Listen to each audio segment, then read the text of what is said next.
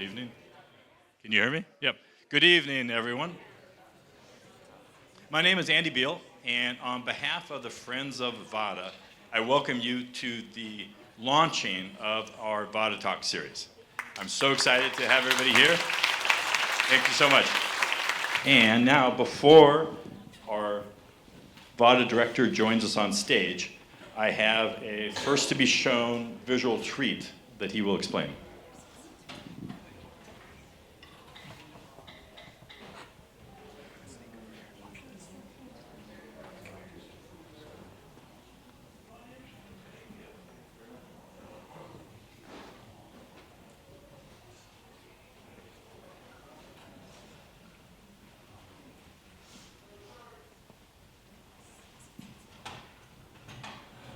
All right, I give you Daniel Barnett, the VADA director.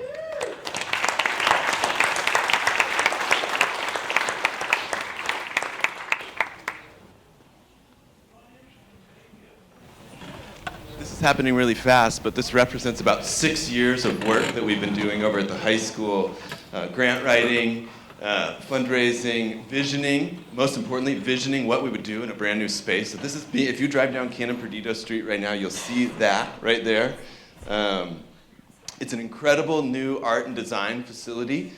This space right here is an analog art studio, and it's connected to a digital kind of design lab in such a purposeful way so that we can be blending those two mediums.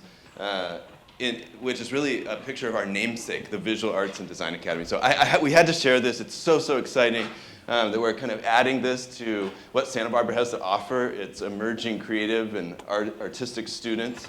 So I just wanted you to see that, and if you're driving by wondering what that is, that's what you're seeing.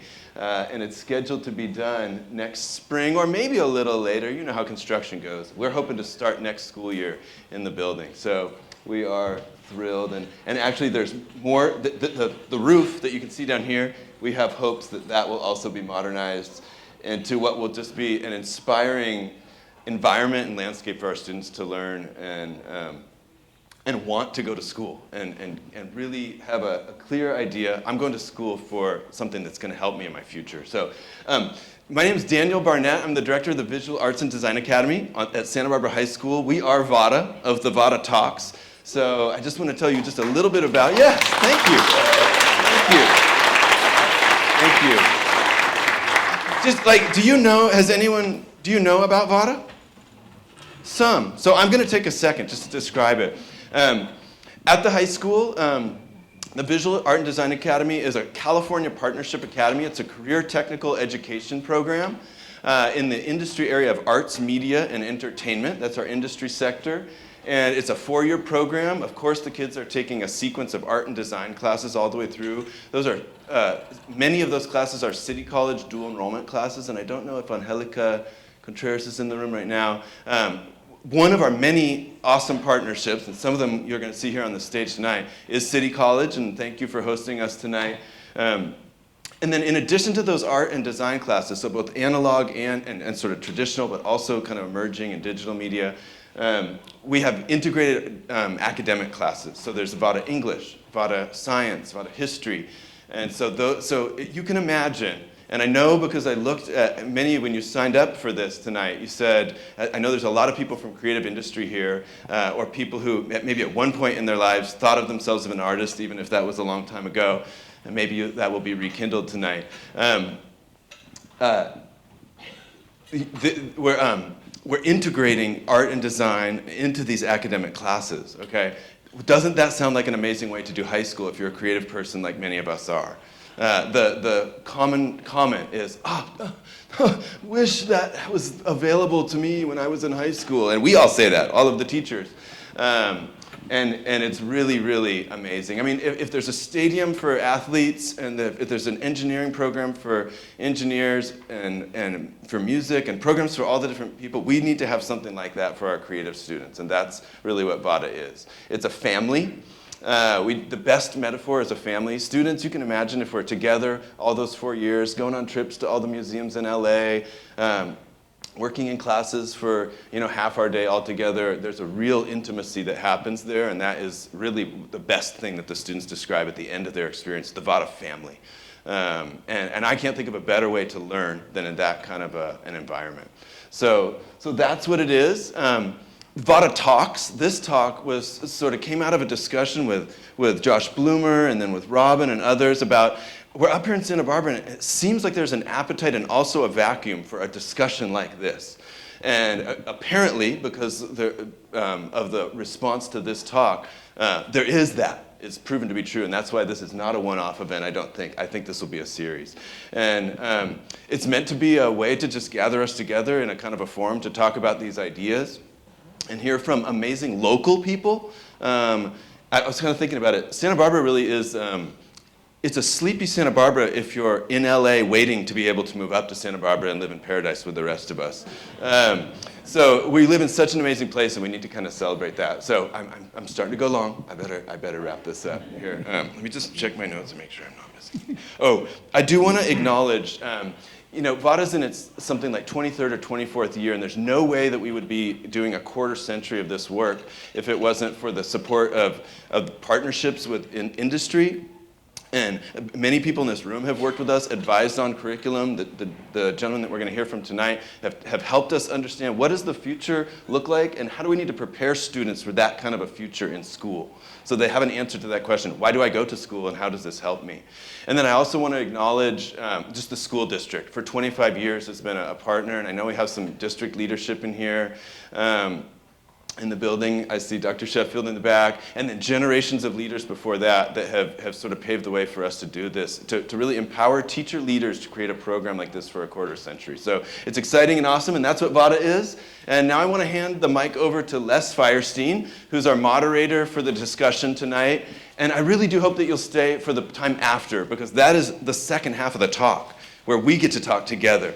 Not just listen, and this will be the fuel and the fodder for those talks. And we also have VADA students in the room tonight. So if you see the VADA logo on their shirts, I really hope you won't miss the chance to talk with them. And they're the best. They're the best part. You would regret if you didn't talk to a VADA student tonight and go home without doing that. Okay, shall we have our panelists come out onto the stage and we'll get started. After you, my friend. Thank you so much for coming tonight. I really appreciate it.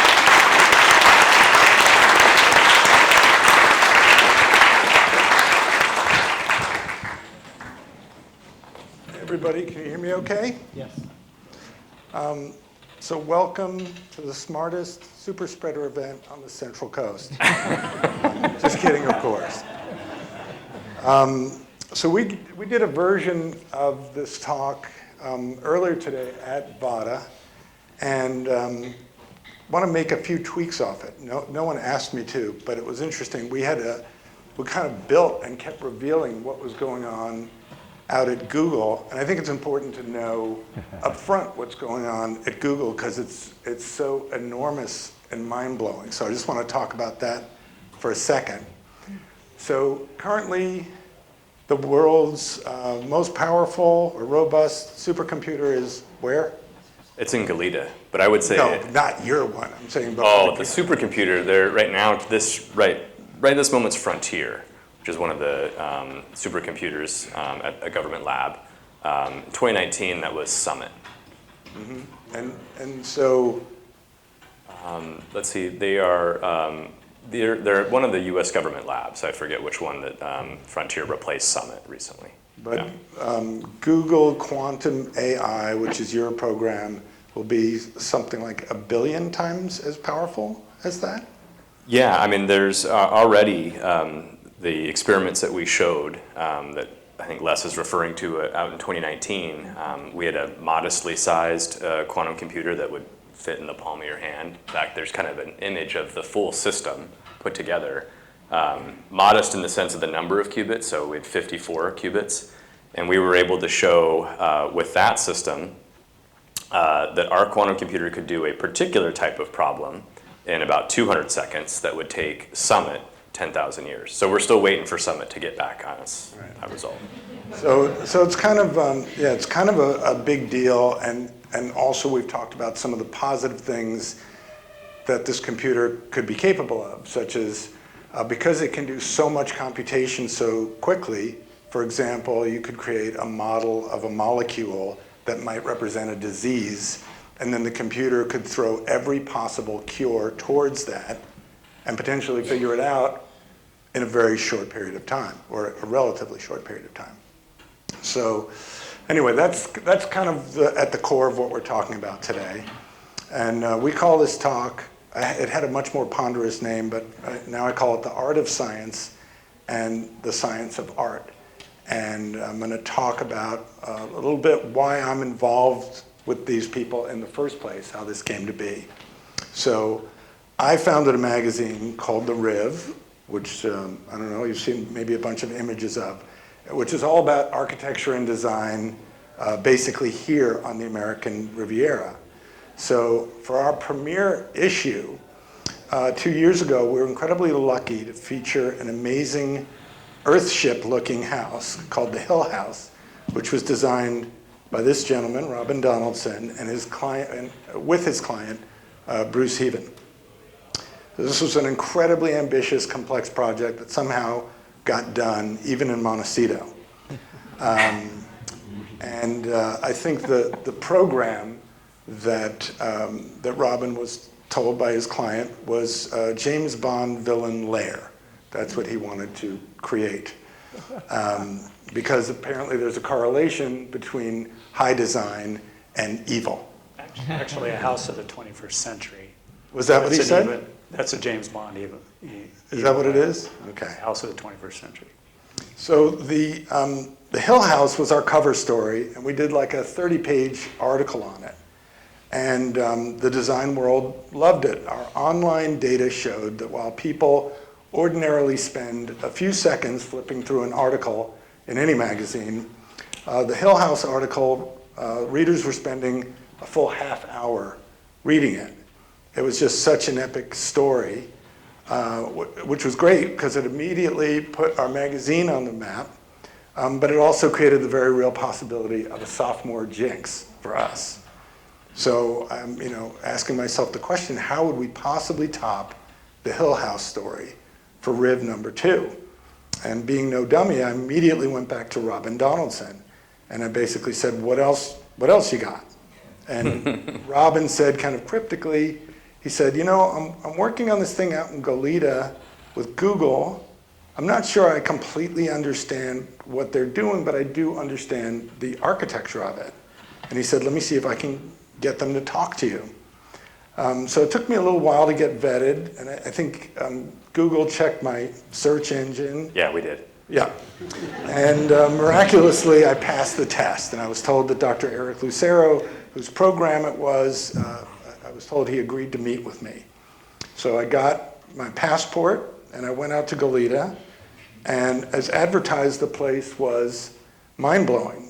So first of all, there's kind of like a Jedi mind trick that happens when you go out there, where you're standing in front of the Google Quantum building, but for some reason you can't see it. Because it's incredibly nondescript from the outside, which is banal. Or I think in the Architectural world. Yeah, I think I called it the architectural equivalent of a single-use straw, or you did. It was just so spectacular, though, once you got inside what they were doing there, which I guess you can see right now. It was also spectacular the approach they took to building this laboratory. We had other people slated for the cover of our second issue, but I told my wife, who also happens to be my boss and the owner of the Montecito Journal, who's with us here this evening, I said that I thought this thing out in Goleta was going to change the world. I mean, that's not a sentence you'd expect to ever say in your lifetime. And I should add that this was months before ChatGPT premiered, and no one knew yet exactly what AI was. The mainstream press wasn't covering it. So this is what we do want to talk about today. It's not so much the artificial intelligence, though I'm sure Eric is happy to talk about that stuff. But it's really just about thinking creatively and collaborating. And we're going to talk about this epic collaboration between artists and scientists that's made Google the front runner in this race for what is called quantum supremacy. And not to mention the fact that it's made Google's Goleta campus the highest attended workplace within Google. And I think Google has a lot of offices, and I think you've done a bunch of them. The people aren't going to. That's right. Just ours. The quantum computer, I believe, is going to do great things, and I think eventually it's also going to be co-opted and used to do nefarious things. But before Google could even build the machine first, they had to create this incubator for inspiration, where these greatest minds that we have here tonight could, and a lot of others, could come together and they could create, collaborate, freestyle, bounce stuff off each other, collide into each other, be silly, make mistakes, and hopefully take humanity to the next good place. So let me tell you a little more about the team that we have here today. And then I'm going to let each of them talk about their involvement with the project. So to my left here, and your right, is Robin Donaldson. He's a founding partner of Shubin Donaldson Architects, which is 40 architects in LA and Santa Barbara. Prior to that, he worked at Morphosis Architects, which is a very famous firm founded by Tom Main and Mike Rotundi. I think Tom Main also founded SciArc, the architecture school, and Tom Main won the Pritzker Prize, which is the Nobel Prize for architecture, essentially. While working at Morphosis, Robin completed a master's in architecture at SciArc. He graduated from UCSB in 1981 after studying studio art and architectural history and theory with a very famous dude there named Dr. David Gebhardt. He was what, a historian mostly? Historian Or just a theory. Okay. You grew up in Southern California. You're fourth generation California. He's married with 2 sons who have both also gone into architecture. And I can just say personally also, he's won a ton of awards. Firm has won a ton of awards, published a ton of books, been published in a ton of books that are about other architects as well. And I just want to say personally, he's a great guy. We did a big piece in, I don't remember the second or third Riv, where we were highlighting a local architect who eschewed fame and publicity. And I called Robin up because I knew he also was a great photographer and artist. And I said, hey, do you want to come up to this Paul Tuttle house and take some pictures? And he's like, what time? And I think it was like on a Saturday or on a Sunday. And we went out, had a great experience out there, and he took some great photographs for us as well. So here he is, Robin Donaldson.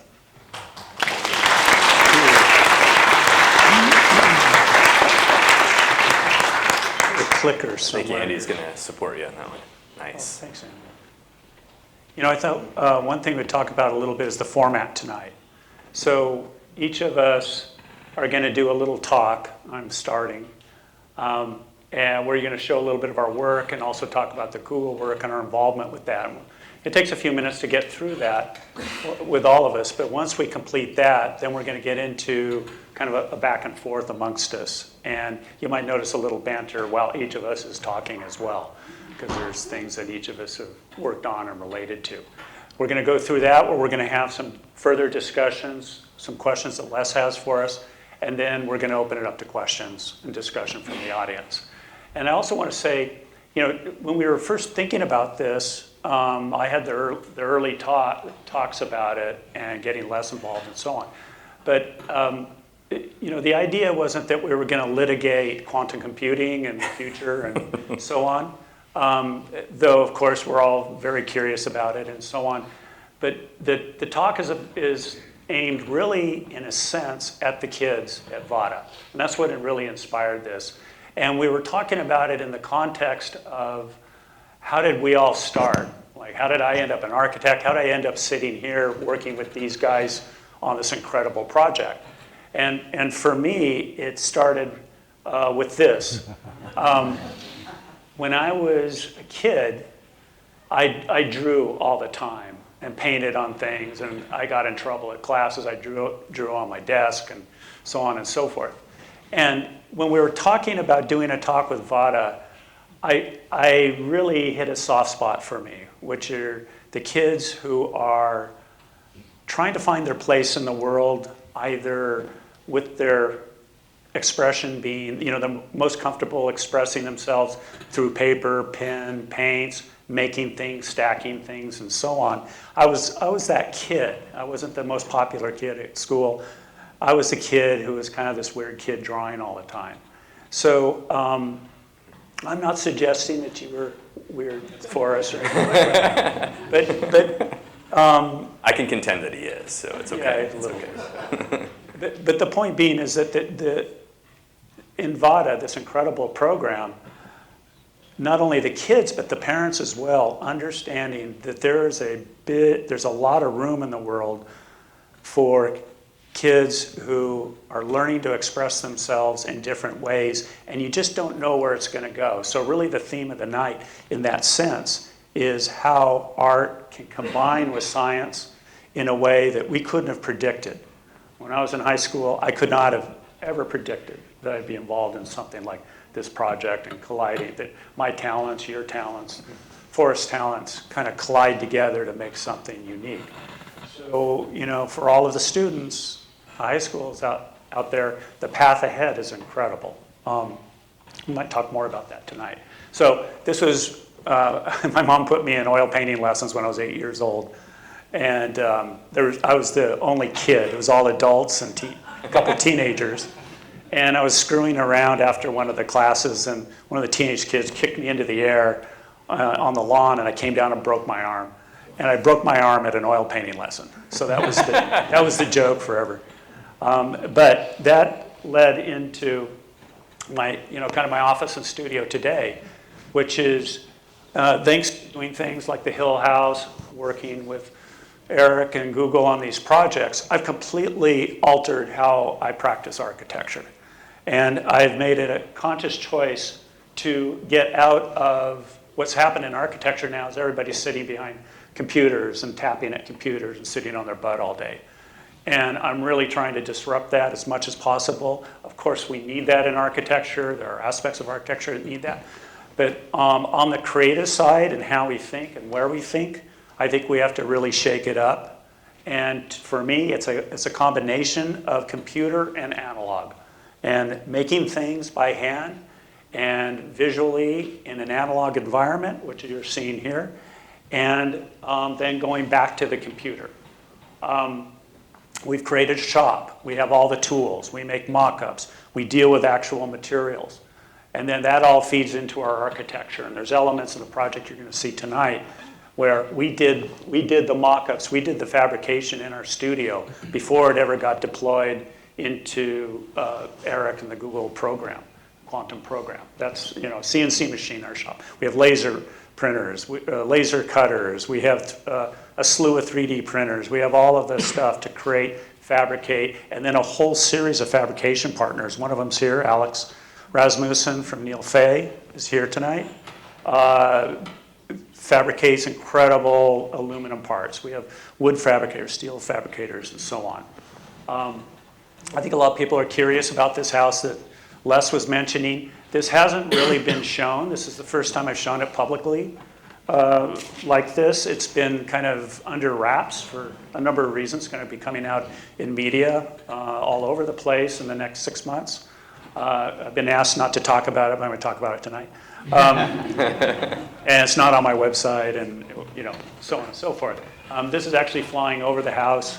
The notion here was that in architecture, I think architecture has a new opportunity in terms of how it actually relates to the environment. And every architect talks about how their architecture relates to the environment. We've been doing that for at least 400 years.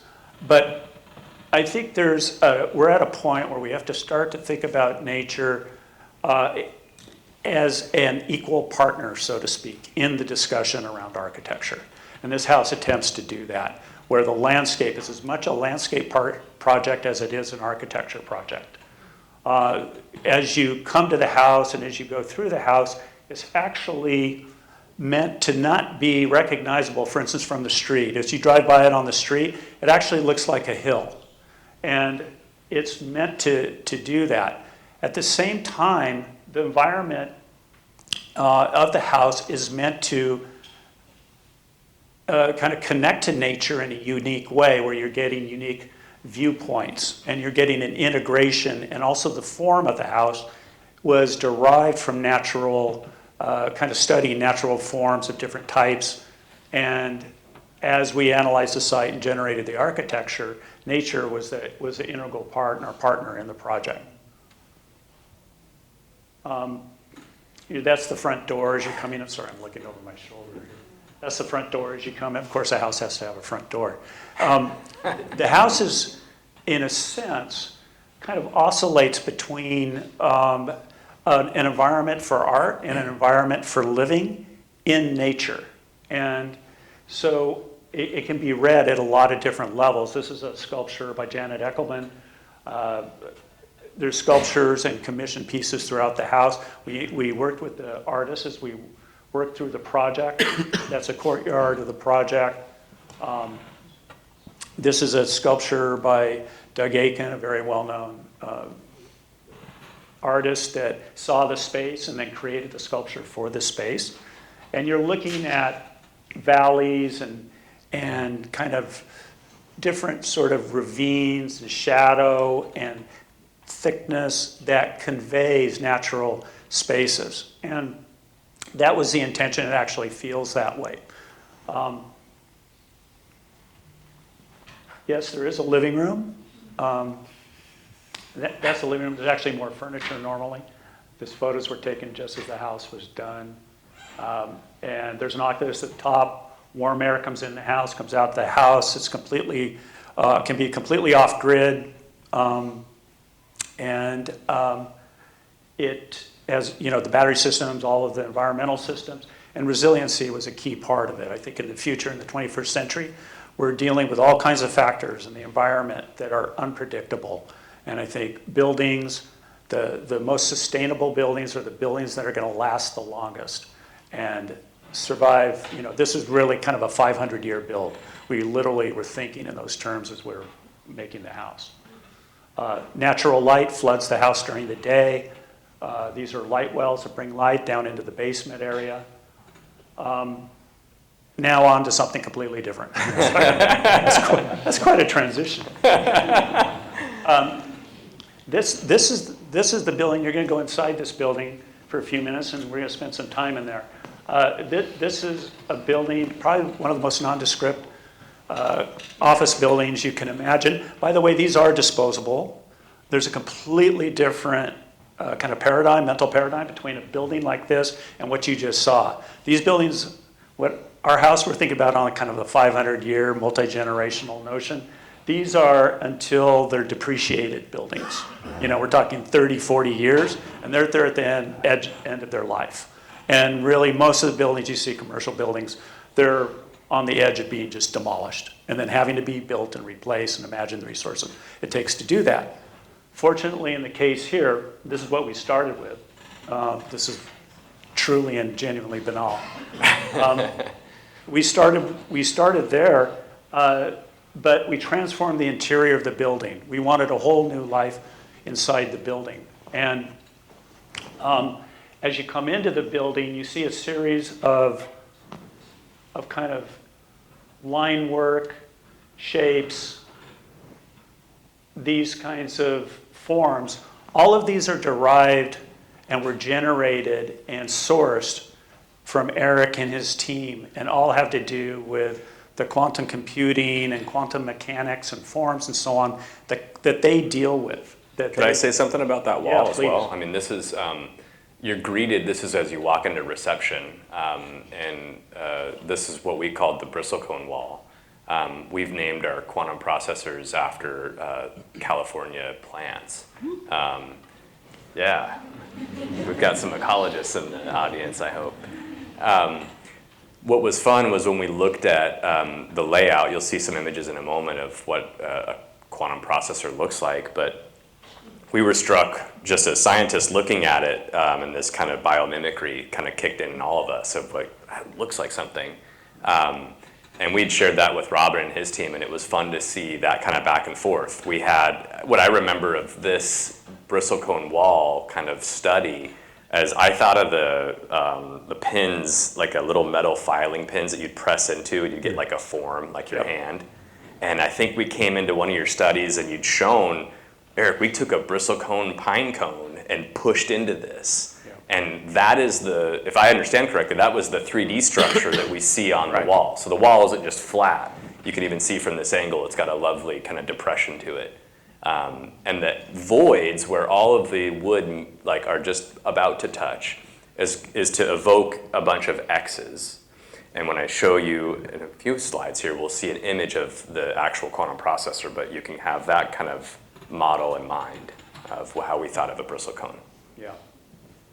And as you move into the space, you know, we completely transformed the interior of the space.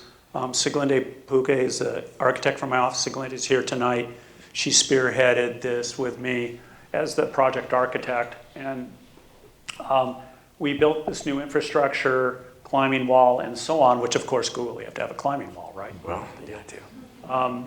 But you can also see on the back walls here, you can see imagery and kind of curious little forms. And throughout the building, there's symbols that really only the physicists know. And it's like a language, it's like a secret language that most of us would walk through and look at it and think, oh, those are interesting patterns, but to the physicists, they mean something.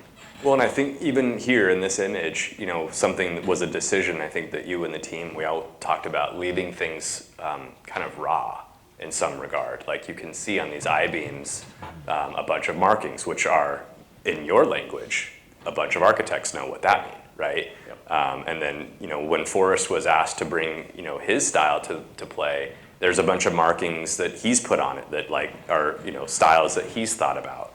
And all of those I think are really lovely of the extra detail that blended into the space.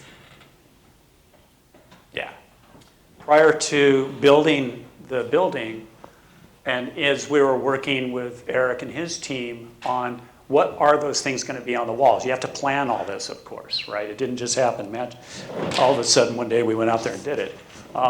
And in my studio, we started scanning different natural shapes and so on, and generating different patterns. And we were taken, for instance, this all came from Eric's team, derived from, I don't know where, Eric, but they look good and we found them interesting. And, you know, some of it we didn't know, but it was very interesting where we were scanning rocks and then he's producing things, you know, giving us line work, and shapes and forms, and how the two are related. Yeah. And that's where you're starting to get into the kind of the quantum notion, right? Yeah. The language of nature, so to speak. Yeah. Yeah. I think this is a lovely display of that. These were some more, and we're trying to combine these elements. For instance, you can see on the rock here that was hit with the lasers, and things like this, combined with these symbols that came out. These kind of artifacts. I think you call them kind of notions, artifacts of the future in a sense, right? Yeah. I think that's a lovely theme for the night. I have a quick question. Yeah. So Google was okay with all this? Yeah. Yeah. I mean, a lot of this was Google. Yeah. I mean, you know, there's a lot of trust in, you know, the people who are at the, you know, we're the ones that are going to go and work in this lab, the things we need to go and do. And I think expressing the ways that we think about the work that we are doing and having that up on the walls is not just as reminders, but as inspiration of the work that we have done and where we're headed. You know, it's also an opportunity where I like to do things and then maybe ask for forgiveness later. So they didn't want you to have like the cat poster that just said, "Hang in there, baby." I didn't want that. He did, but I took it down. Well, but I want to just say a quick thing about that, because with Google, there is that, you know, we all think of like the jumpy, whatever those things are, they blow up, the kids Jumpy jump on house. jumpy houses and things like that, like that's Google, right? And I think there was very much a conscious attempt here to not insult your staff, who are a lot of bright folk, physicists, PhDs, and so on. They can't come into a space and see some silly thing. They're going to be, if not insulted, pissed off. Right, but I will say, I'll say yes to that, and I think that what we did was we also provided such an elevated and elegant solution to things, but yet still giving people the permission to make a mess. Yeah. Right, and I think that was a lot of the discussion of showing up with a kit of parts and design. Yeah. You can see it in the lab photos as well, if it looks a lot like the shop at your architectural firm. Right, there's a lot of these elements of, if you're creating things, you need to be able to make a mess to be able to make things. Yeah, thank you. That's a great distinction, because messes, even a notion of play and making mistakes is part of the kind of the ethos to be able to advance a creative kind of agenda, which obviously you guys are deeply into. They're making this stuff in these buildings. They're making, which you're going to see more of it in a few minutes. And by the way, the building is a mixture between a lab and offices where they have to sit and think, and then be able to go down and grind metal and put things together and build incredible assemblies. So this was all in kind of in the service of finding this language that eventually ended up in this space.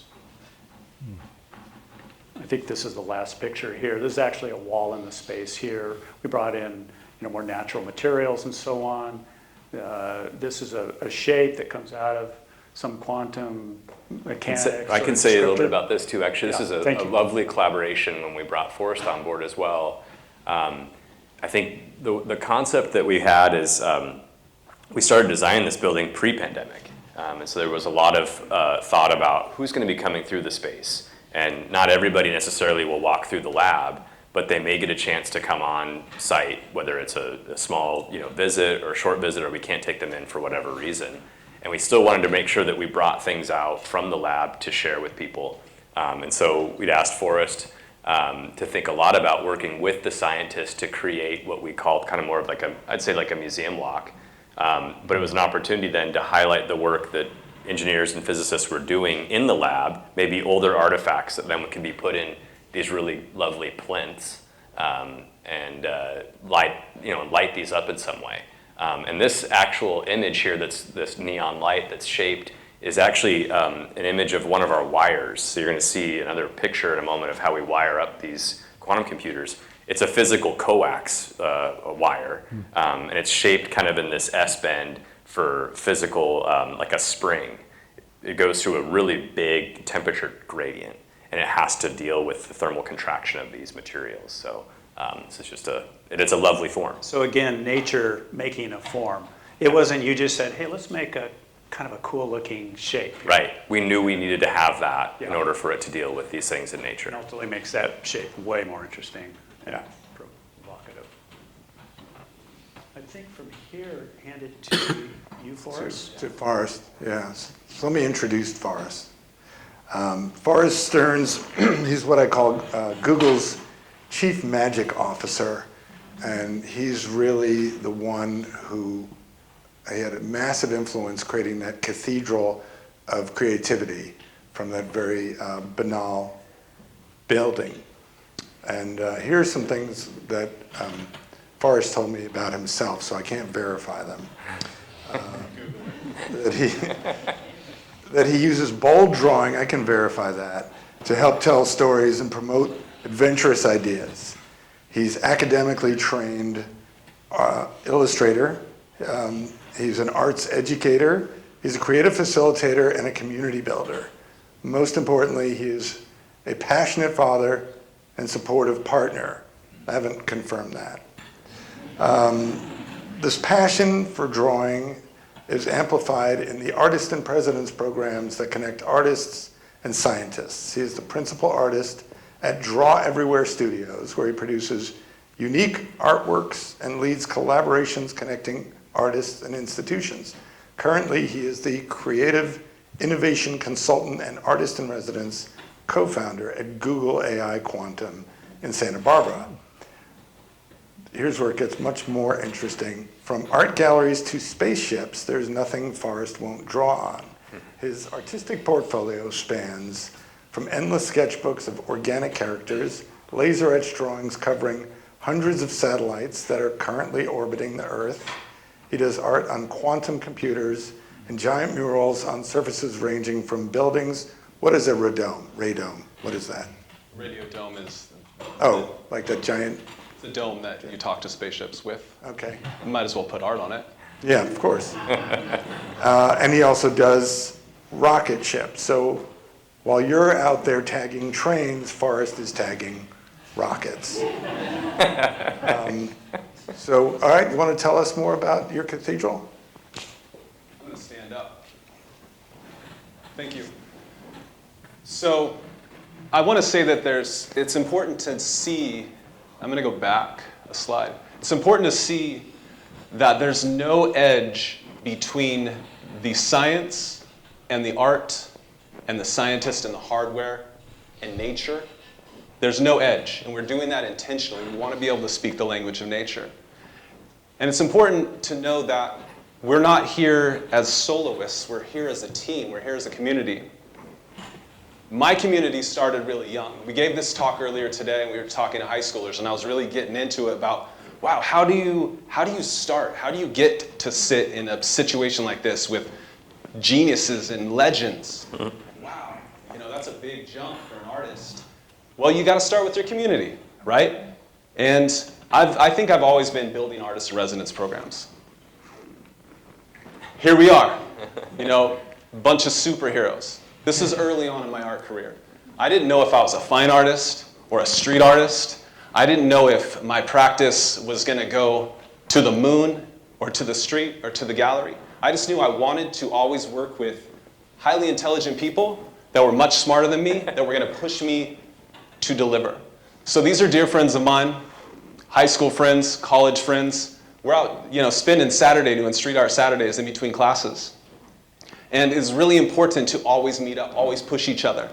And high school, it was about this. Even my dear friend Tony's in the audience right here. We would get together at my parents' dinner table. It was our original artist in residence program. And on Saturdays, we would get together and do art nights. And then our friends would buy t-shirts that we would make to fund our art supplies. It was so much fun. So thank you for being here, my man. Here we are, later. I've got a kid, right? My kid is now 9 years old. There's Tony. What's up? Still in the house, I think. And we got Ando right here, who probably took this photo. Still pushing artist in residence programs. Taking art into the woods at venture capitalist campouts. You always need to apply this storytelling method. When you have a kid, sometimes you got to hold your kid and draw. Sometimes she's drawing with me. So this is showing that we're always drawing people together. My name is Forrest Stearns, and I'm the principal artist at Draw Everywhere. I live in Oakland, California. I come down here about once a month, but about 20 years ago I was a student here. So it's really wonderful to be back. So thanks, Santa Barbara City College, for having us. You got to show up and draw. I draw all the time in my sketchbook. I've got hundreds of sketches in every drawing that then I can just blow up. When someone asks me to draw the sustainable lunar settlement on the moon, what's that going to look like? Because you got a room full of investors. I'm that guy who gets to show up. But notice that we got the spaceman in here doing plein air art, right? You got to have the artist in the mix. Always the artist in residence program. Here we go. So I went to high school, and I didn't know I was going to be college material. It took me a while. It took me 10 years to get from high school to grad school. But I created the first art show in space. And I didn't create the first art show in space because I knew how to. I created the first art show in space because I asked to. I asked to paint on spaceships. And then my grad school found out that I did that and wrote a story about it. So I went to the Academy of Art. They taught me how to draw. I always wanted to draw. I always wanted to communicate, but they taught me how to do it. I don't urge everyone to go to graduate school. This morning it was all students, and I kind of pointed at them and said, hey, you don't have to go to graduate school, but what you have to do is practice. This is 10 years of my life. Over 100 sketchbooks, drawing every single idea I have, writing it down. If you don't want to go to grad school, here's the key. Write every creative idea you have down and stand on your own shoulders. Sometimes you get asked to remix ideas. We're talking about a house on a hill that looks like a spaceship. It's an amazing situation. But quite often we get pulled into situations like this. This is the California State Library. And the California State Library is 100 years old. It's got a Maynard Dixon mural that is almost 100 years old that is very much the canon of what California used to be. And they said, Forrest, what can you do to add to this mural? How can you speak to this in a respectful manner, yet what can we say that California is about now? So I had the opportunity to remix traditions. This piece is called the California Remix. And I was able to interview my neighbors and my partner and my daughter and myself on a horse in an astronaut suit. And that Ando's in there in a penny farthing. Like all sorts of my dear friends and people that inspire me. You know, here's the other side of the room. It's an amazing piece that I did during COVID. So I went out with masks on and just listened to my neighborhood in Oakland. So what does my neighborhood sound like, look like? And I put all of those people into what is the California Remix. And then sometimes you ask people if you can paint on their spaceships. And sometimes they say yes. So I created the first art show in space about the language of nature. I made migratory animals on spaceships looking back at Earth. But here you can see a progression all the way to the top left of the Planet Labs satellites. I came on when they had 2 spaceships in space, and I left when we had hundreds. I put art on every single one of them, and I put handwritten quotes and drawings, and then I'd get grandmas and kids and everyone to come in and do art together. Because I really believe that you build culture in companies by getting involved. Here we go. Let's go to Vandenberg. So I was asked, of course, like one does, can you put art on a rocket ship that's going to launch out of Vandenberg? Sure. Like, you don't say no to that. So I didn't know how to put art on a rocket ship. I didn't know how that guy pushes a rocket ship to the rocket launch pad, or even how they put it up. Like, all of this is new to me. But you asked to do something, and if you show up, you show up. There's that painting. It's of a dove and of a macaw, and those are the names of the spaceships that were launching to space. Got to go to the launch. Maybe some of you have seen launch parties out there. It's amazing. Amazing situation. Super surreal. And here we go. Right? This is space. Amazing. I've never been there, but I've heard it's awesome. So this is the International Space Station. It's like got big wings. It's waving to the sun, like kind of basking. It's got the best job ever. These are little tiny satellites, and you'll notice that they're covered in artwork. This satellite was the first satellite that astronauts took pictures of that opened its wings before it got out of sight. And of course, this is the satellite that said, hold on to your butts, right? This is when I knew that scientists can also be fun, be full of soul. I went to work this day after someone sent me this picture, and there was one of it even closer, and I was like, today's the day I lose my job. Wow. When I was getting pats on the back from the CEO, he's like, how did you make an astronaut take a picture of a satellite that says, hold on to your butts? Like, you won the day. So here we go. I'm working in a spaceship factory for 5 years. I've brought in 15 artists to document and be part of this cycle as we built from, I was employee 25 to employee 500 when I left. I get a cold call from a physicist that says, hey, I love what you've been doing with the culture at Planet Labs. I love that you broke the opaque sphere of science. I love that you speak the language of nature. And we are a bunch of electron manipulating quantum physicists. We want you to work with us. Can you come paint on quantum computers? It's like, yeah, what's a quantum computer? Everyone wants art, but what's a quantum computer? So Eric, he's the one who's cold calling me. He sends me a portfolio of his work, and we'll get to that in a moment. But I was impressed by his love of nature. I grew up by Yosemite. You know, we grew up where we were always outside, always just playing in the woods, come home when your mom would whistle, right? So he calls me up, he's like, let's do some paintings on site at the OKR meeting. So I show up with 7 giant full sheets of watercolor paper, and he's like, we name our hardware devices after birds. You guys are my people. This is what's up. So for 3 days, he's doing an OKR meeting on the other side of the room, and I'm dressed ridiculously. And so I'm like painting these birds with the team, and some people are coming up to me like, wow, I've never seen someone paint before. This is how it's done, amazing. And I'm like, I've never heard anyone build a quantum computer before, so let's exchange numbers and chat it up. So I'm painting these pieces next to the meeting, And I'm also practicing for a TED Talk. We really got to speak the language of nature together. It was super fun, and a super fun foray into what I thought was going to be a world that was very different. Scientists and artists both deliver. They both are mission driven, and they both love to solve problems. This is why I love to work with scientists. So Eric's always pushing me, and he's always saying, all right, how about that giant wall? Or how about that weird random shaped science thing? Let's put art on that. And I never say no. You don't say no to this guy, or really anyone who's going to give you an opportunity to paint so big and on such unique things. So this is my system. This is 16 of 100 drawings of, hey, we're going to make a giant mural in the back of this laboratory that looks like a cathedral. It's going to look like the quantum temple, or temple of science. Like, let's do this. So I draw a lot. And here's the canvas, right? So even when you have it all looking good on paper, you know, when everything looks sharp, you still have this, and you have all the impediments and all of the windows, and what do you do with this? But you just have to stay ready. You have to always stay on top of your game. So here I'm in the studio. You know, when you stay ready and you go big, you know, you just have to be always saying yes and. You always be willing to remix. Like I said, that California remix, that remix of ideas, you always have to be willing to remix and bring in your crew. So this is getting ready, and how big that the murals are in his laboratory. This is showing us that they look huge in my little studio, but when you get in the laboratory, they look minuscule. So I'm going to pass the mic to Eric, and thank you. Thanks. Yeah. Thank you, Forrest. And let me introduce Eric. As I told the VADA kids this morning, whenever I look at Mark Zuckerberg, I'm always waiting for his faceplate to fall off and see all the circuitry underneath.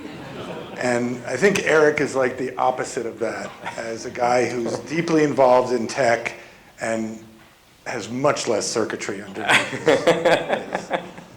So let me tell you about Eric. He has designed, built, and operates Google's quantum AI campus in Santa Barbara, with his stated mission to build an error-corrected quantum computer for the world to enable humankind to solve problems that would otherwise be impossible to solve. He's one of the scientists on the Google quantum AI team who demonstrated humanity's first beyond classical computation, which was a huge thing that was written up in Nature magazine. And It was like our breakout album of the year. maybe you'll talk about that a little when I throw to you. He has 2 decades of experience in what are called quantum architectures, basically all over the United States in major laboratories. He's also created a portfolio of photographs documenting the evolution of quantum processors from single qubit devices, which he'll describe, to Google's Sycamore quantum computer. In 2018, Dr. Lucero and Forest Stearns founded the Quantum AI Artist in Residence program to celebrate nature and build an inclusive and beautiful future through art and science. Take it from there. All right. Thanks, Les. And he's a UCSB grad as a PhD. Oh, that's right. Yeah, thanks. I would like to thank you for that lovely introduction. If we could actually travel back in time, it would be a lot of fun to deliver that to my younger self here, mixing hip-hop records. Well, first, it's an honor to be here, and it's an honor to share the stage with such lovely people, professionals and peers and friends. And thank you all for being here. So I've recently returned from multiple weeks out in Navajo Nation, photographing pockets of nature and culture that I think that are rarely seen. And while I was there, I enjoyed the practice of introducing oneself by way of our mothers and celebrating our homes and, you know, basically sharing our own sense of place. And so I hope you have kind of a moment tonight where we get to share kind of the places that we've been able to build together. We're aiming to do that with you tonight. Yeah, so this is I guess my more official title. I like to be considered a quantum mechanic.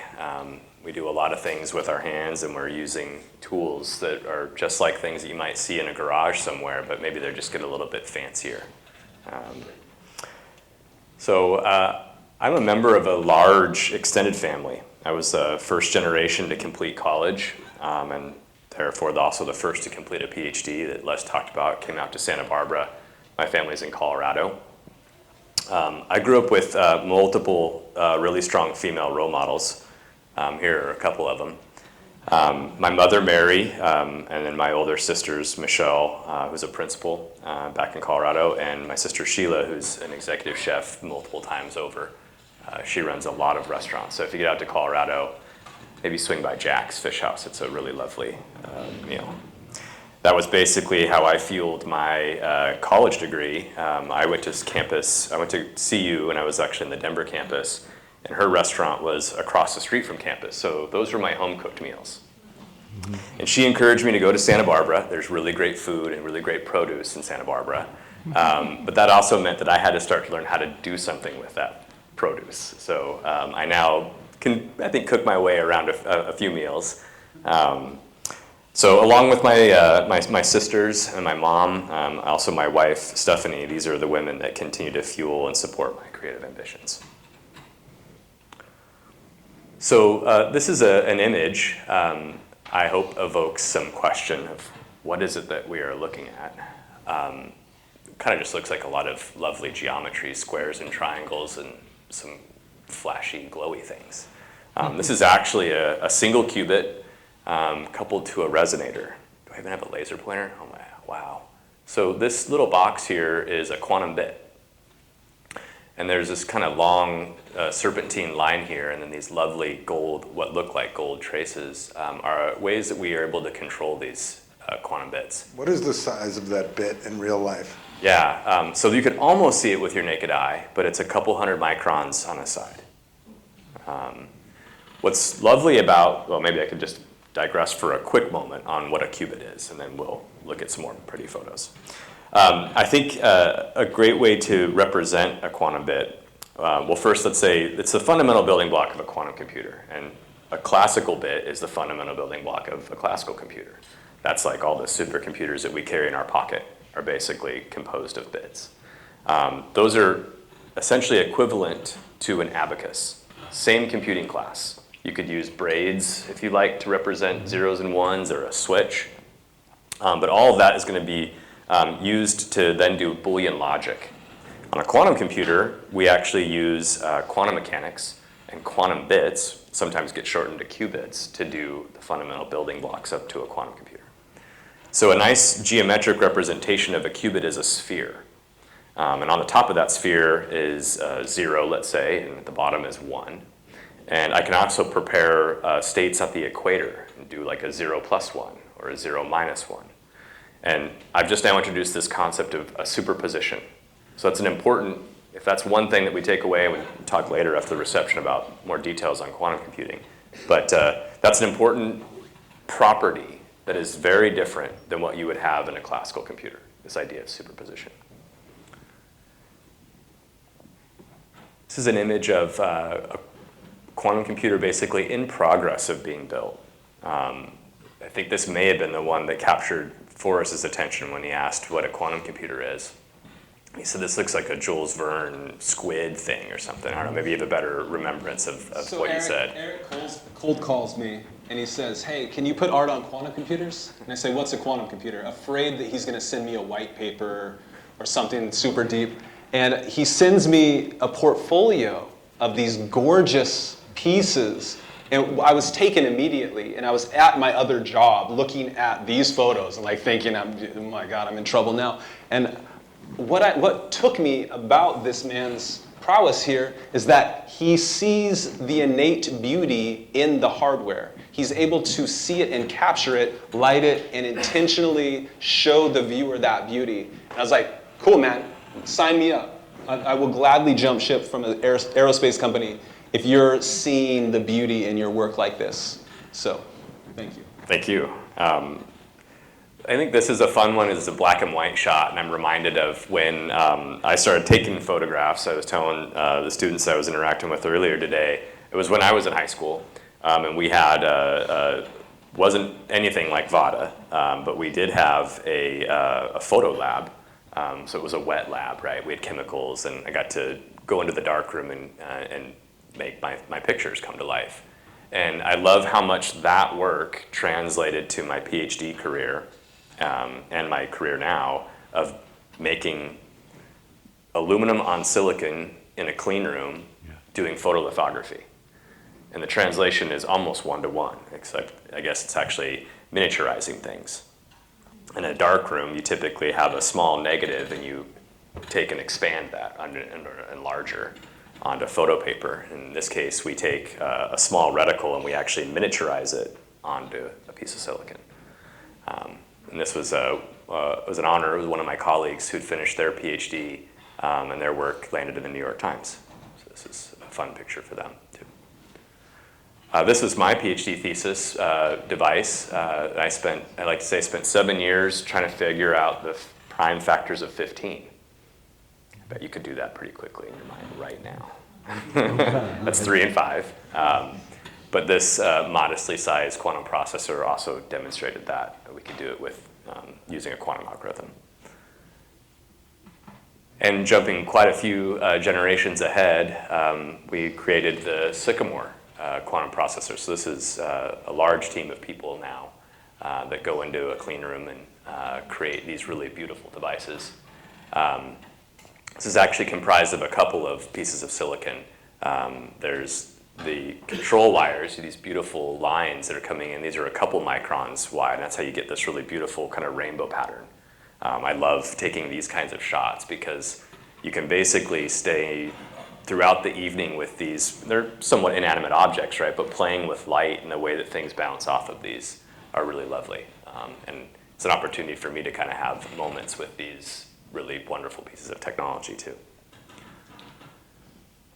You may have saw some of this in the reel earlier, but I love this because it's kind of the perspective if you're laying on the ground looking up at one of these quantum computers. There's a lot going on, a lot of wires moving around and making connections to these systems. And then I think this was actually the image that struck Les as something that you might want to put on the cover of the riff. So I'm honored, and thank you. This is an image of basically a completed quantum computer about to be cooled down. And so this is an image of, or a video of actually that happening. So we've got things wired up, and folks are putting on these radiation shields. Each of those are protecting kind of the stages inside one another to keep them from the infrared radiation. That last can there is a big vacuum can that we use then to use a big pump to pump it out. It's a mu metal can. Of course, we have to embellish it with a beautiful piece of artwork that Forrest has created for us. And cooling them is like a big deal, right? Well, the temperatures maybe are a big deal, less so the actual refrigerators now. When I was in grad school, we had to do a whole bunch of very manual work to keep these things cold. And now we basically push a button, and this thing goes from room temperature, which is 300 Kelvin, balmy, we're enjoying that, down to a couple orders of magnitude colder than space. So nitrogen becomes a liquid at 77 Kelvin. Helium, which you think of in a balloon, becomes a liquid at 4. And that's about the temperature between galaxies. We go down to 10 millikelvin. We get very cold. But it's almost pedestrian now. We can push a button and walk away, where it was all this work before. It's kind of nice.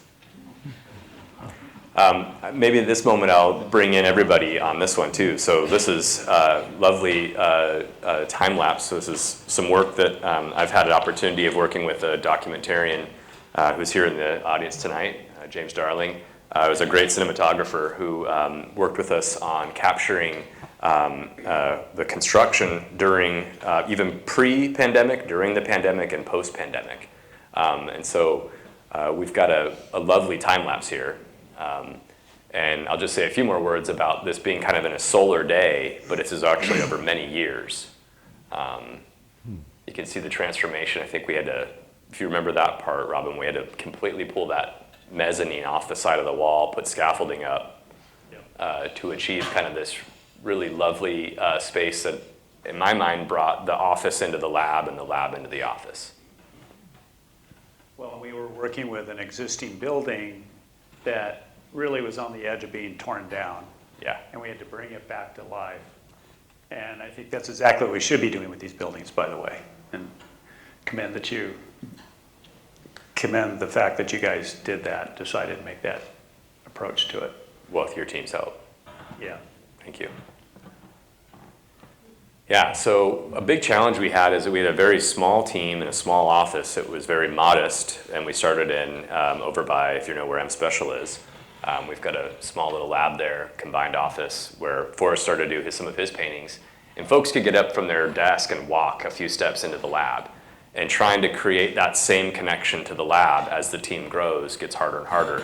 And that was a big challenge, I think, that you and your team thought a lot about, in how we could actually make something like this space feel like that. This photograph is a great position for this photograph to see that, because all of the upper level, that's all office space, then looks down into the lab to make that connection between the lab and the offices.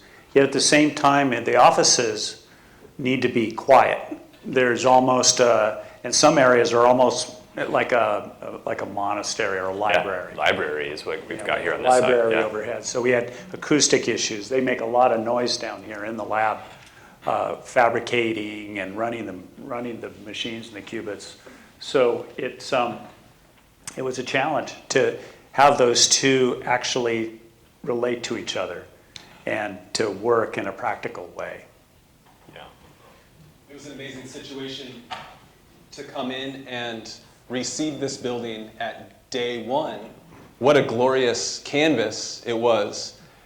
Robin and team did such an amazing job, and I was watching and helping and supporting and art directing Eric through these choices, but I was in awe with what you all were building. I was so stunned by the bold color choices. So it inspired me to go back to my studio and make these big abstract pieces that were a yes and to the architecture. Like I said before, we don't want there to be an edge between the art and the architecture, the hardware, the scientists, and nature. And as we will see, we really love that superposition between the two. So now we're actually looking at from the other side inside of the lab against a really large wall.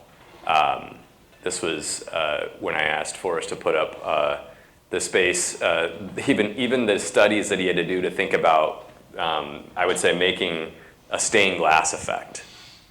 We had a bunch of concrete and big glass walls, and to think about how we could actually turn those things into, well, watch this as this transforms. But Forrest, if you have some thoughts. Well, and this wall's on the south side of the building, so it's getting the sun coming through the trees and the dappled light across the trees, moving throughout the day. And you'll notice that Eric can very eloquently talk about quantum computing, quantum physics.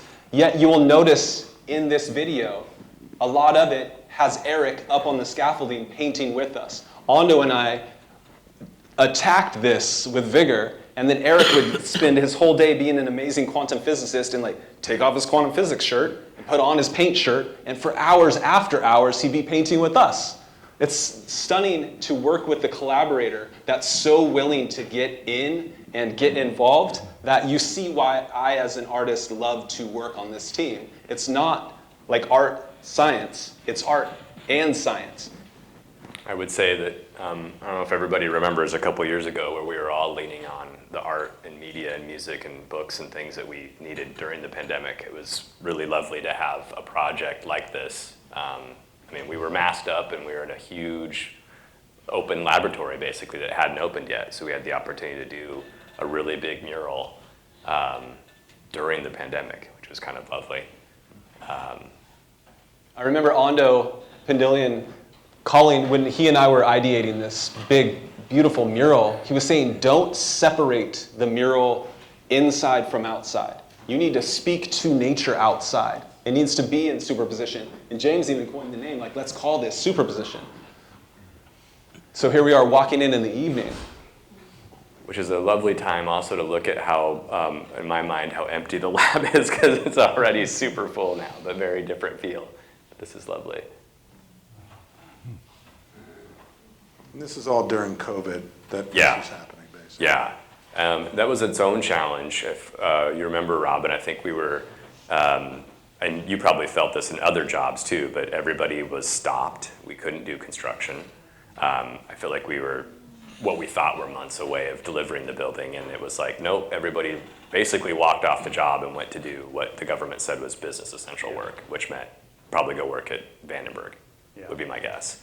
And then it was a pretty big deal to get the folks back on site, but this was a conscious decision when Robin and I talked a lot about this project of having the folks here in this community doing that work. So I don't know if anyone is actually here that would help on this project hands-on, but we had all the trades that were here in Goleta and Santa Barbara that were on this project. And so it was a lot easier when they got the go-ahead and we could actually say remobilize if people came back during the pandemic to finish this building. Yeah. These are just some lovely upfront shots. I think what was great was when I had challenged Forrest to think about creating these artifacts from the future. What does a quantum computing lab look like? If you were to discover this place 100 years from now, what would be the thing that you might uncover and see? And I like to think about what those messages might look like as you come back and land it right now in the present. And this work was in direct conversation with the pieces that Robin and team had delivered. I was looking at their work and saying, how do I remix this? How do I make it bigger? How do I make it look like electrons look like they're doing what electrons are doing whenever they're doing what they're doing? And then blowing it all the way out. Now we have a whole room. That whole room is filled. Yeah, sorry. The whole room is filled with quantum computers now. And they're all wrapped in beautiful images of UNESCO sites from around the world, celebrating nature, celebrating places that our team loves, that the world loves, that humans love. We really want this science to help steward the respect and responsibility for making this world a better place. Like Les said, humans doing good. So this is a great example of that. You reminded me of something, which was that when we started this project, Forrest wasn't involved yet. And that's where it was you and I are trying to come up with this language, this visual language, which was obviously something you wanted. Yeah. You generated. We knew we had to put something on the wall. A lot of office spaces, we'll do an office, say like a Google office in San Francisco, and you do the space, and then somebody will come along and start slapping stuff up on the wall, art. And it's usually generic, and it's typically kind of a one-liner. We don't know who's going to use the space, but in your case, you had a particular mission. And then, as we were working through the space, and you started talking about, there's this guy Forrest I want to introduce you to. Yeah. He's seen his thing, and so on and so forth. And it took some time for me to really get how this program was so integral to your vision for how you're going to communicate, not only to your staff, but also to the world, these machines, and kind of setting a narrative around the machines using art, so to speak. Yeah. Right, and that'd be an interesting thing for you to talk about. I want to interject on that for a moment. So first of all, these guys are all incredibly modest. I don't know if everybody's getting this, but my belief is this is basically, let's hope it's a positive version of, or call it a positive version of Oppenheimer, right? This is something that's going to change the world. My belief is it's like nuclear power. It could power a city or it could destroy a city.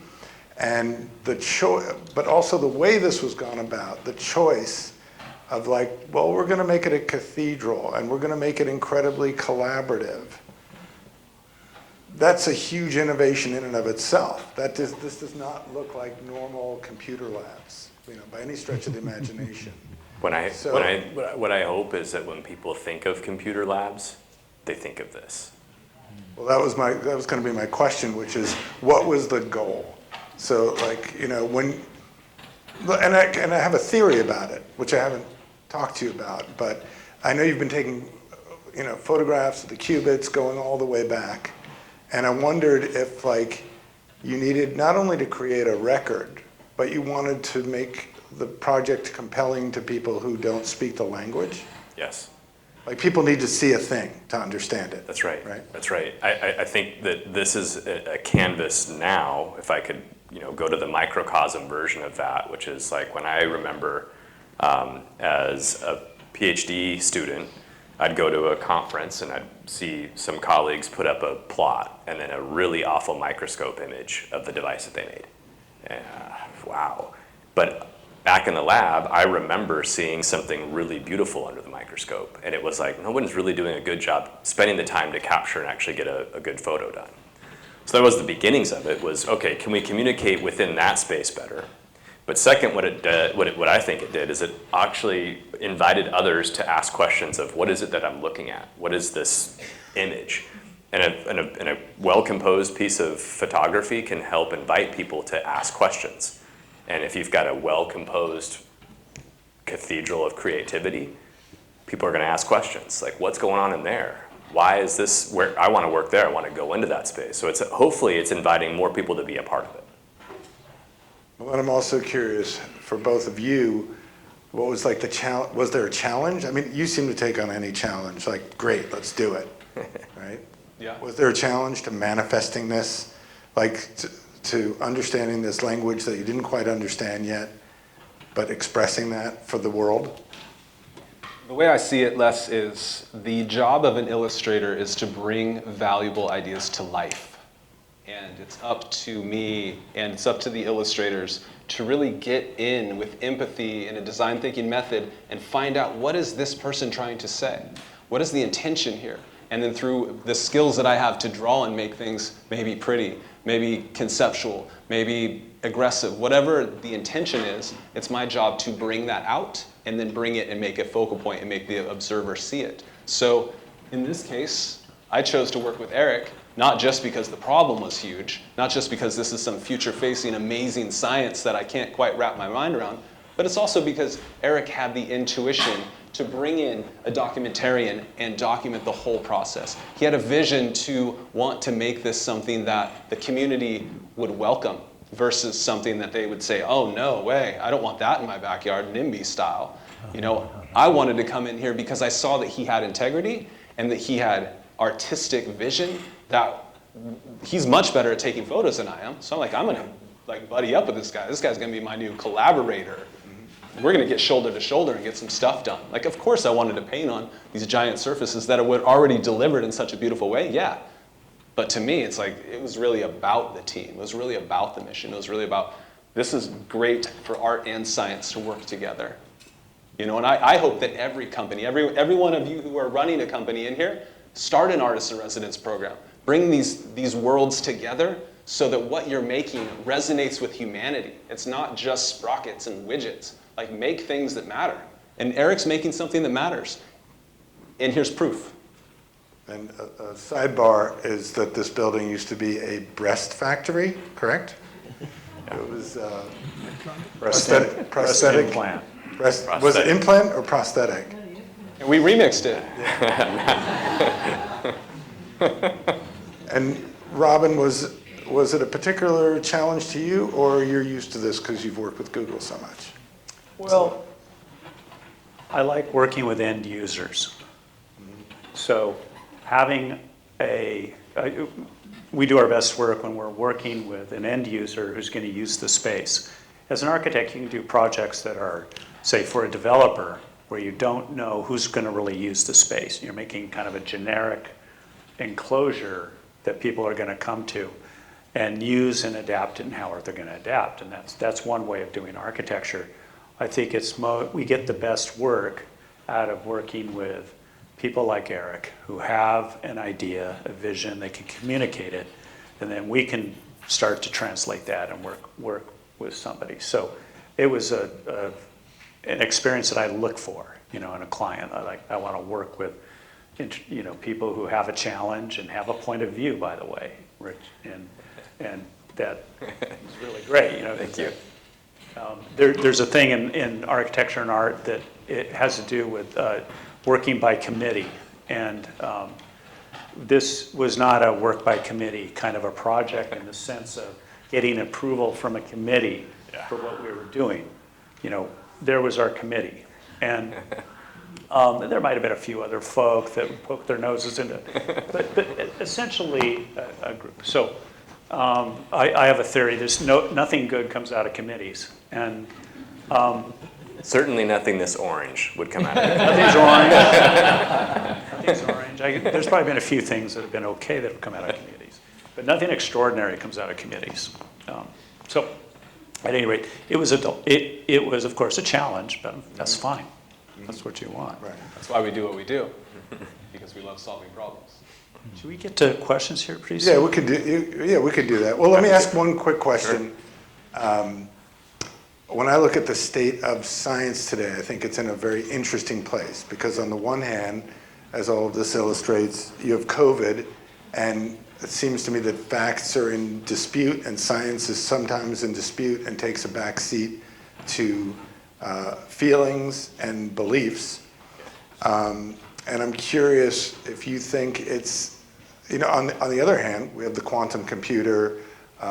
There was an asteroid, I think this morning, that we got the information this morning that we had landed something on it. We'd taken a sample. The sample proved that there was water and other stuff on it. So that was pretty cool, and that we were able to do all of that. So I'm just curious, do you think we're in an optimistic place or both? I mean, I'm always very optimistic. So, I mean, and as a scientist, I think there's a sense of realism that you have to have about the things that you're doing as well. But seeing things come to life and being able to build or think about these kinds of futures, that gives me a lot of optimism. I hope others, as you look and see these things as well, and see that there are real humans working on these projects, I hope that also gives people a sense of optimism in these projects. All right, so do we have some questions from the audience? I'll bet we do.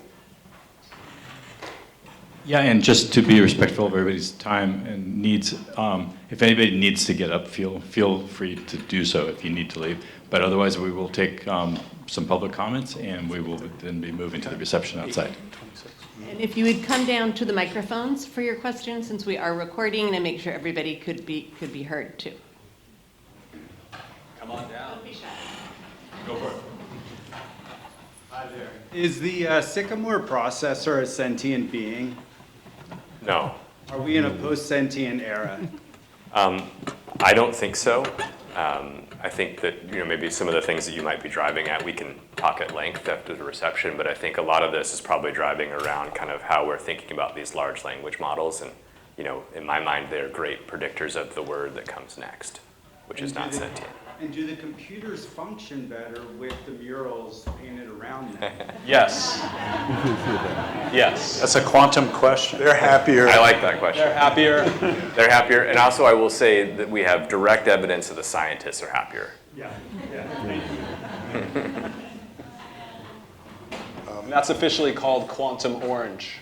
I think Gwyn Lurie from the Montecito thanks. Journal has a question. Thank you. So this is just so interesting and inspiring. And, obviously you're taking something that is an extremely complicated concept for most of us humans. And you're making it beautiful and accessible and interesting. But I wonder, you referenced Oppenheimer before, and clearly you're creating something incredibly powerful, but it isn't always going to be in your hands. So I wonder what keeps you up at night. Let's see. Well, I think some of it is some banal things are just the dynamics across the teams of people that we're trying to work with to make things like this a possibility. And that's in everybody's life, right? You're thinking about interpersonal relationships and how to motivate people to do great work, how to make sure people are showing up and being real with each other. And I think that's kind of forms a good solid basis of when you're then making technologies, these are the people that you want to trust that are going to do that in the right way. Is it a race? Is quantum computing a race? I suppose there's a lot of fun to think about horse races and what's coming next and who's out in front. I would think about it as, especially at this time, I think of all the people that are trying to do this as collaborators and peers. This is a really hard problem. I think we need a quantum computer. And I think we need a quantum computer very soon. And the faster, the more collaborative we can be to do that and actually get a quantum computer to help us solve really hard problems, the better it is. And what do you think the urgency is? I know you've talked about climate being something that you think the quantum computer could be really helpful with. Yeah. I mean, I think that's definitely a very important one. And I think just to say the practical things, once we have an error-corrected quantum computer, the opportunity there is, I like to think about kind of a vertical structure around just say energy. Energy will be a big deal and continues to be if we could actually figure out how to make fusion here on Earth, which is basically like harnessing the sun and putting that here on Earth. Very clean energy source. Quantum computer could help with the materials to help confine that plasma. Then you start to think about how do you transmit that energy. Today we have an electrical grid that uses copper, has loss.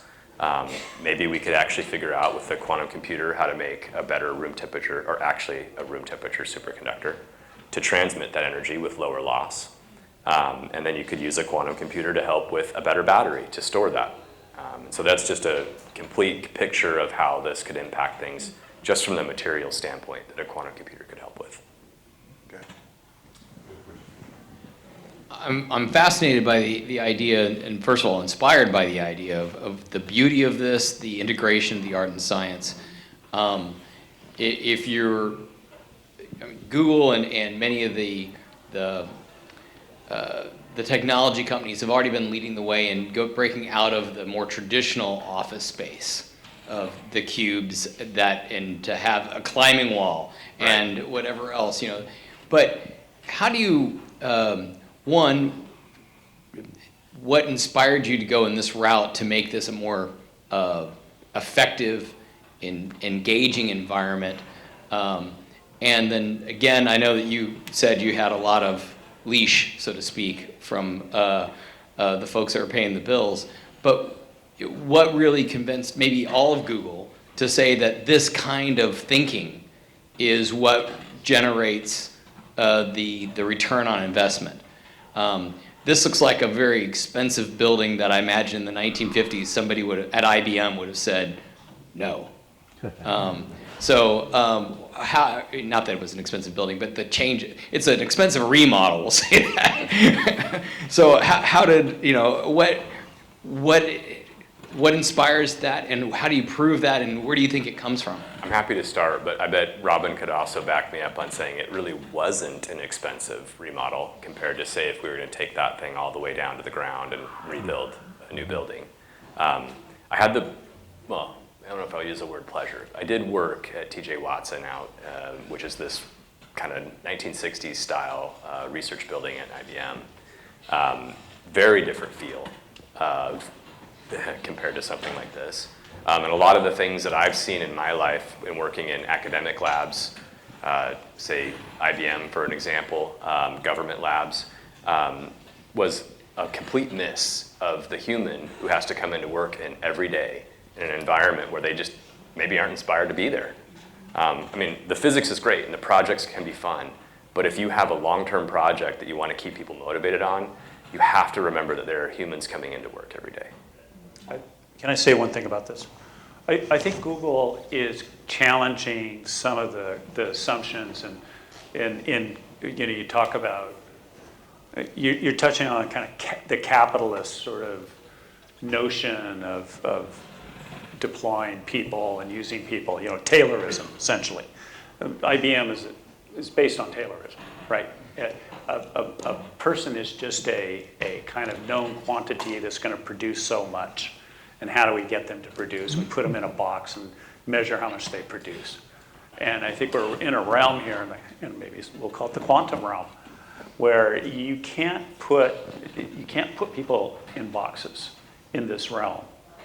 And you've talked about your experience of working there. And we all know what that place looks like, the kind of thinking that led to even a layout like that, and the kind of top-down, the hierarchical, and so on. And Google challenging that. The jury's out. We'll see how it works.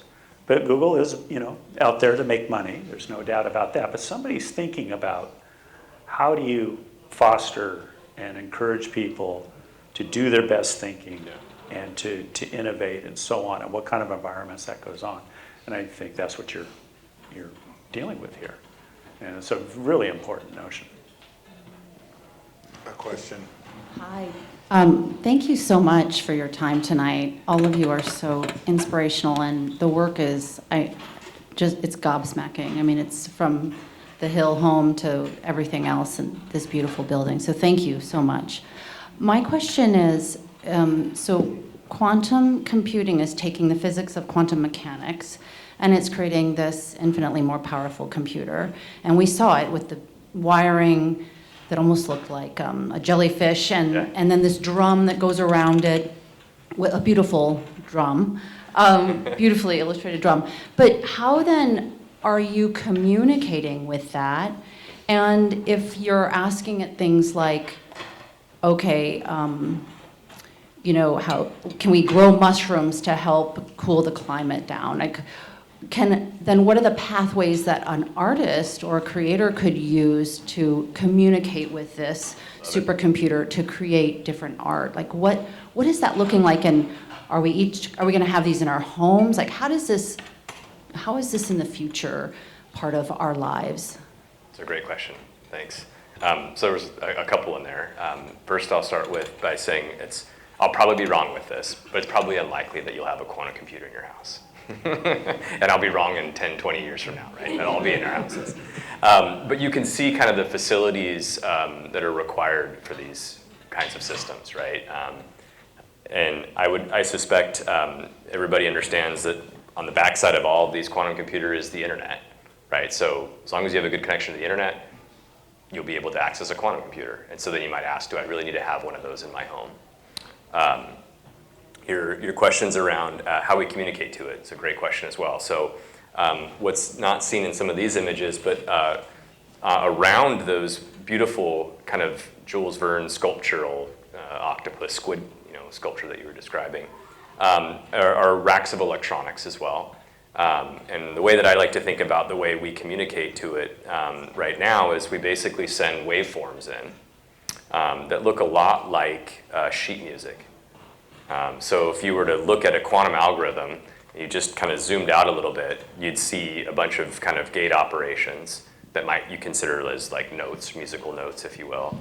And moving from left to right, in time, you have all of your qubits and basically all of the gates and operations that you're going to be doing on them. So you kind of have this score, and that score is basically the algorithm that we're running on that quantum computer.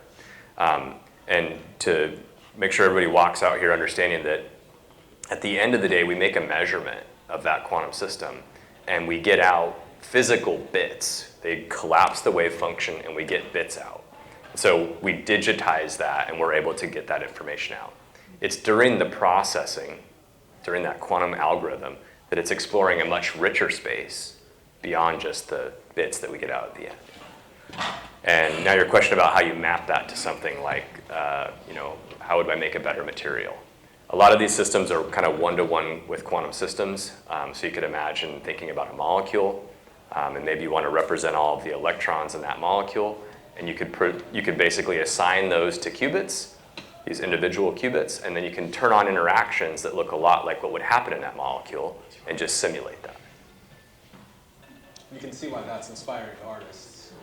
To this other part of your question is artists work with these scientists by asking a lot of questions and just getting involved and going and practicing with them and then becoming scientists sometimes, and then scientists become artists sometimes. There's no edge.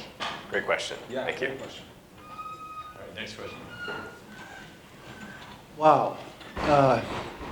In an era where so many of our institutions and, let's say, the worldviews of our leaders seem to be at a Peter Principle stage, and that Peter Principle stage is crumbling.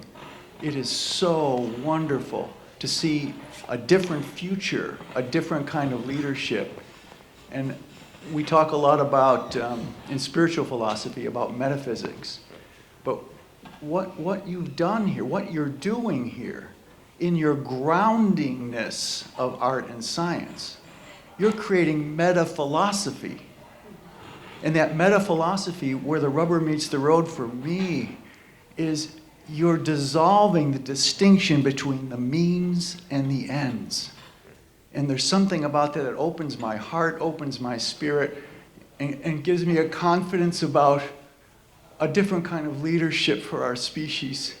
So thank you so much for your focus, your dedication, and the confidence that it's taken to see it through.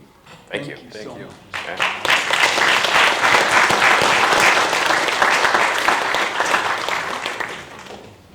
A little less profound than that, but Forrest, you talked a lot about how when you remix other pieces of art, previous pieces of art, I'm wondering for all of you, how do you see buildings like this? How do you see your own work and your own art? How do you envision those pieces being remixed in the future by artists like myself in the VADA program and across the country and the world? Wow, great question. Yeah. Do you want to speak to that and I can speak to that? Yeah, I'll go real quick. I can't envision it, and that's the great thing, but I hope you do, and I hope we've created a platform that is adaptable and can be reinterpreted, and I hope that it doesn't lock in, that it is has the ability to evolve, and the new generation, young artists, take it away, go. I grew up in the era of hip hop where to take an existing sound, to take an existing rhythm, to take an existing set of vocals and then say yes and to that, the improvisation element was the standard. And Tony and I have been friends since 7th grade, and we've been remixing ideas every single day of our lives as artists, taking in the greatness and saying, what can my soul, what can my practice say to that? And to your question is, how do I continue to remix in this situation? Is you have to listen to the common conversation that's happening in the space.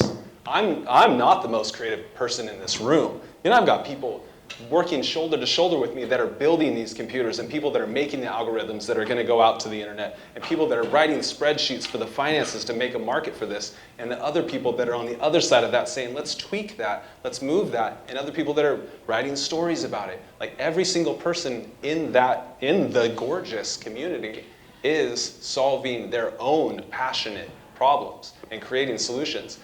To me, it's about how do I listen to the rhythm? He's pumping rhythms into quantum computers. Like, this is deep. But how do I listen to the rhythm and continue to say yes and? If I was just making artwork in my own studio, it may be visually stunning, but no one's gonna get amped on it. It's a joy to make artwork with scientists and say, what do you want to say with this? How can we bring out the common conversation, our heart and soul here? Google loves that. It loves it when its people show up, but it also wants to inspire, attract, and activate the world's best talent to come sit in these seats. I understand that algorithm, but I also want every single human that interacts in this space with me, with Robin, with Les, all of you, I want all of us to be better because we all have creative permission to be our best selves and do our best work. That's the remix. Well said. Do we have more questions? Yeah, I've been involved in the contemporary art world for 40 years, and we've been stuck in a very long postmodern crisis.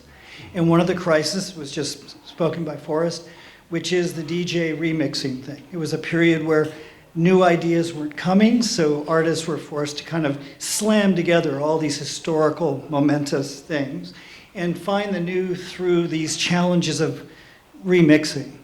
I think what quantum computing offers is a way past postmodernity. So I guess my question is, this is a beautiful building. The work is an incredible celebration of quantum computing and the design of it and the forms of it. But to Robin Donaldson's statement, the end user hopefully will be contemporary artists who aren't really maybe all that interested in the aesthetics of quantum computing, but they're interested in the hard problem of consciousness. They're in the hard problem of how do we move beyond remixing? How do we move beyond the postmodern crisis? So I guess my question is there a future at Google to bring in contemporary artists who are involved in a highly conceptual set of questions, not necessarily aesthetic, that want to use quantum computing to arrive at solutions, to move beyond the aesthetics that we've been sort of mired in for 30 years without a lot of development? I'm happy to start. It's a great question, and if others would like to weigh in as well. I think what's really lovely about this idea is I would say that you have, once you have a new tool, and this is clearly going to be that, right? It's already, in some sense, in hands of researchers, and these researchers are learning, gaining intuition and thinking about the world and consciousness and all kinds of things differently every day. The idea in our mission is to actually land this so that it's actually universally accessible and that those benefits can then be for anybody. And so yes to an artist, yes to a philosopher. Right now, it's very much very close adjacent researchers who are familiar with this technology, right? But just give it a few more years, right? These are the kinds of things that it's lovely to think about how that will change and think about how art is different because of it, and society, and also just the kinds of things that can be created with a new tool. That's potentially a tweak, an advancement in your artist in residence conversation, Yes. right? Yeah, There's absolutely. folks running around, John's getting at a really great point. There's folks running around right now in the art world who are doing, work that's conceptually based work and not things on walls. And right. That's a really interesting. That's a great point, and continue to ask that question. As this science continues to evolve, we want it to not just be aesthetically beautiful. I mean, I love to draw, so this is my splash, my game.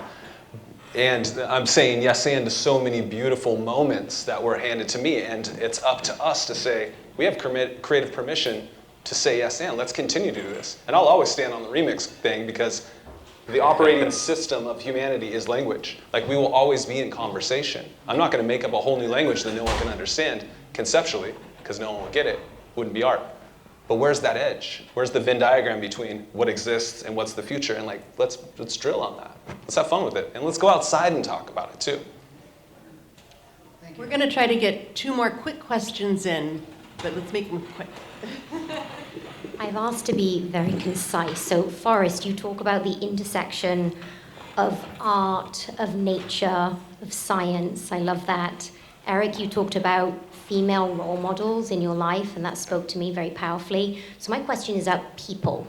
I spend a lot of time thinking about who's not in the room, and I'm interested in this project thinking, what does the diversity look like in your team? How do you think about that with your art? How do you think about bringing, and when I mean diversity, it can be, everything from generationally, what does it look like when we bring younger people in, and older people, what does it look like when people have different perspectives and insights and experiences, both with building very impressive, computers, but also with the art. So that's my question about people.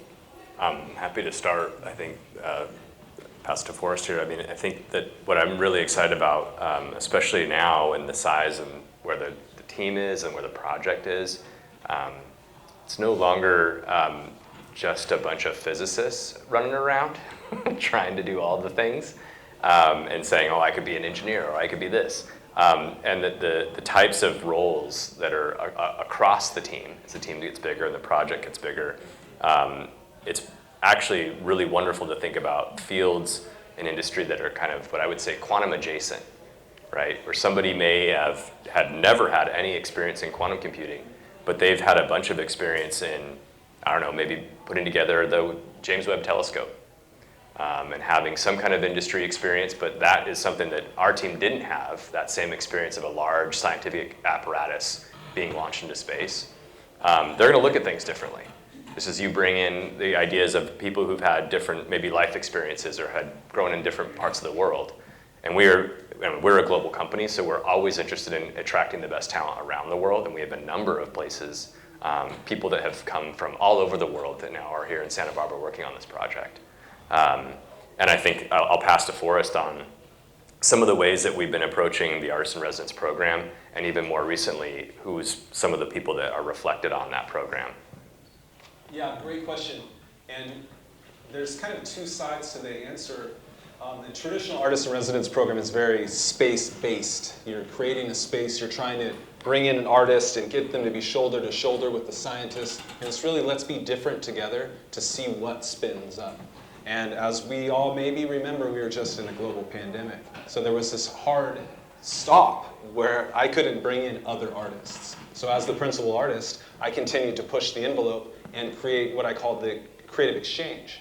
So how can I bring in artists into the conversation that could be global? I've got 20 artists working with us now that are international. Young artists, older artists, artists of all persuasions that are coming to this conversation and saying, wow, I want to say yes and to that. I'm not just an artist, but I'm very interested in this science or that science, or architecture, public speaking, producing epic shows, just being a great human, or I'm really curious. And so it's up to me to create the envelope of the experience that fits within the puzzle piece that is Google, because that may be different than the puzzle piece that is the JC system, or the State College system, or the Santa Barbara system, or the Silicon Valley system, or Oakland system. Like, they're all different envelopes. Okay. So I have to really listen to the envelope and then bring in artists that work, but I'm always willing to hack someone else in and say, like, what else do you want to say to this? Well, so, can I speak to that for a please, second please. also and bring it back to VADA, which is, I think it's important. I know when we originally spoke about your project, there were two issues that seemed to be larger than other issues, and one was cooling, which you said, you pretty much solved, and the other was housing. It was housing Google employees. And when I started talking to the VADA people, we were talking about VADA as like a farm team for places like this. Like, if you can develop these kids here with an interest in this, those kids are going to be local, but you could also do that globally. Like, as you said, Google's all over the world.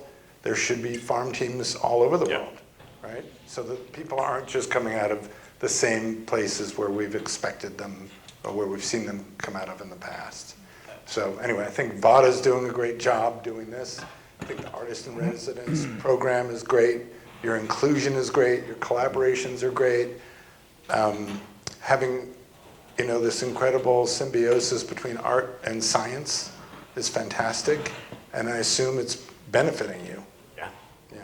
And being on stage and ushering in this urge so everyone else who's listening gets involved with these kind of things and brings in a diverse set of voices, diverse set of challenges, diverse set of problem-solving nature. Like, who knows who's going to create the next epic thing? And, we want it to be created, so let's do this. Let's solve some problems. Let's celebrate nature. Let's be great humans. Let's bring everyone to the table if we can. All right, we have one last question. Thank you. I'd like to preface my question with an observation. I was involved in the computers early on, and nobody could imagine what it's taking us and how we're using computers now. This is kind of a new chapter in computer. And like the same could be said, like nobody can imagine what quantum computers could be doing. But I find it very interesting, Eric, that you, like even early on, saw the beauty of what you're trying to do, like make something quicker, faster, better. You went back to nature, you went back to mathematical, like geometry and whatever it was. You saw the art in how you had to get this product, use the forms of nature to get to what you're doing. And so with that, I think that maybe subconsciously you thought like, hey, this is art. Like, I need to collaborate, I need to resonate with other artists that are doing things outside the box, rethinking things, remixing things, whatever. So I see this like resonance happening between you guys. And so really my question is like, do you see that this has kind of surprised you in finding out that this level of communication and importance in art has actually helped you in developing this computer? Thanks for the observation and a great question. Hearing the way you kind of approached it too, it helps me reflect on like that I hadn't really thought about it. I usually think about just that there isn't this necessarily categorization of art and science. I think about it as there's an opportunity to be creative, and bringing people together to do that is like I sit here, I think about it's working with professionals who have something that's complementary, and then these friends are the people that you work with to form the future. It's those places where you don't have all of the expertise and you can recognize those voids, if you will, that someone else can come in and help you make something bigger. And I love the way you're thinking about it and helping me kind of categorize that as also thinking about this blend of art and science. Yeah, thank you. It's a natural thing for us as architects. We always think about, form follows function, but you're actually doing the opposite. You're doing, function follows form. You're figuring out like what the form has to be to create the best form. So that's how I kind of derived my observation. Thank you very much. Thank you. Andy, do you want me to talk about this QR code? Just real quick, yeah. Yeah, so the QR code is going to take you to a survey and let us know how we did, and also let us know if there are other ideas you have for VADATalks that you would like to hear in the future.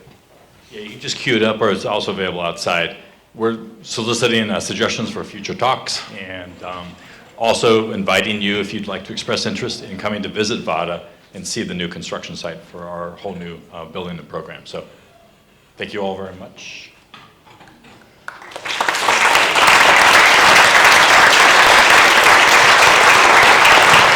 Thank you, Les, Robin, Forrest, and Eric.